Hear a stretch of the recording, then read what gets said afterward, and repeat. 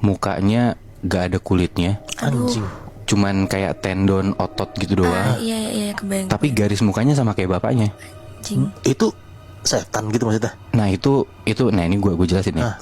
Jadi pas Sheni ngelihat itu, dia kaget kan, dia merem terus Sheni akhirnya teriak, nangis, nyokapnya keluar kan. Sheni kenapa? Pas Sheni melek, udah nggak ada si orang itu, hilang tiba-tiba. Sampai akhirnya ditanya sama nyokapnya, Sheni kenapa? Dia sambil nangis dia bilang, bapak serem, dia bilang gitu.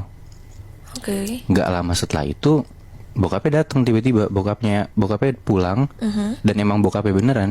Terus nanya dong, anaknya nangis kan, kenapa Sheni kenapa? Ya Sheni nggak berani jawab lagi. Dia cuma bilang bapak serem. Nah kedepannya tuh kondisi keluarganya si Sheni ini makin parah gitu loh. Kayak keadaan ekonominya mulai buruk. Terus kayak bokapnya juga sering sakit-sakitan. Terus bokapnya tuh ngerasa kayak si penjaganya ini ngekonsum dia gitu loh, consuming dia. Jadi kayak malah jadi memperparah gua gitu loh. Iya. Kayak ya ngambil energi lah dari dan ya itu memang resikonya. Ya lu tau lah resikonya kalau punya penjaga tuh ya sebenarnya emang lu harus urusin banget. Tapi karena bokapnya ini jarang ngurusin, ya itu yang kejadian gitu loh. Nah gara-gara itu bokapnya jadi mikir kayak, ya udah deh, gue mau coba buang nih penjaga gue. Akhirnya jadi penjaganya tuh di dalam batu akik gitu.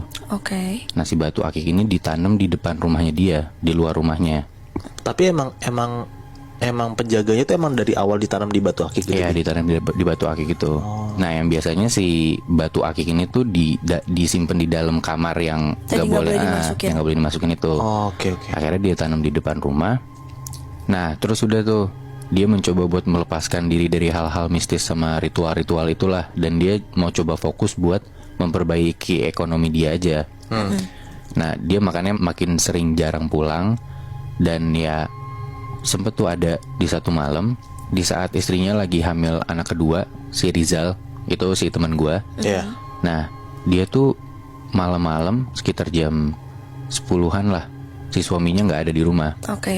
Itu tuh tiba-tiba dia dengar dari luar ada suara ngegerem gitu kayak gitu. Terus dia coba dong cek lewat jendela gitu kan. Ternyata yang dia lihat di depan rumahnya itu muncul dari tanah itu ada makhluk tadi, makhluk yang nyerupain suaminya. Gak ada kulitnya, cuman otot dan daging doang. Dan itu makhluknya nggak pakai baju. Berarti ini pertama kalinya si nyokapnya itu ngeliat ya? Iya betul. Akhirnya nyokapnya ngeliat juga tuh. History setelah tuh nyokapnya kan. Nah setelah kejadian itu tuh keluarga mereka keadaan ekonominya tuh makin memburuk.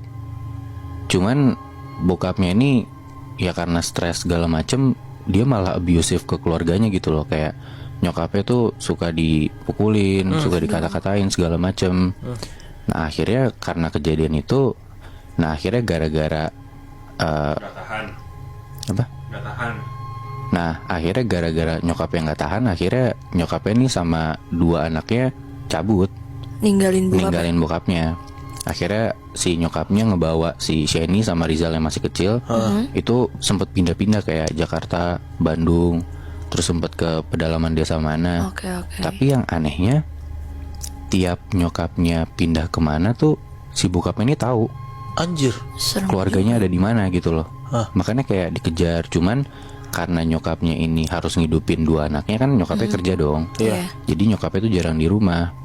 Cuman kayak di beberapa waktu kalau nyokapnya pulang tuh anak-anaknya suka ngasih tahu bapak sempet kesini.